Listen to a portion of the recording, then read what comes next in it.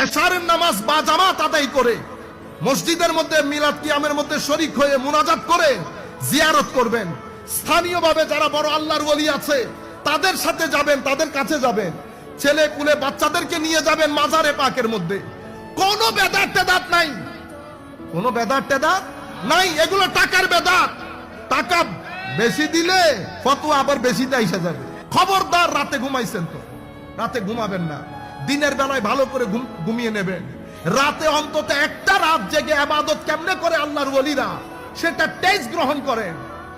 আল্লাহর ইজ্জতের কসম করে বলতেছি, তাহাজ্জুদটা ভালো করে পড়েন।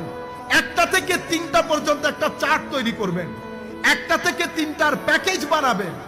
1টা থেকে আমি তাহাজ্জুদ শুরু করব, 11 রাকাত 8 রাকাতের তাহাজ্জুদ হবে, 3 রাকাত সালাতুল বিতির হবে। আগে যদি চান সালাতুত তওবা পড়তে তাও পড়তে পারেন।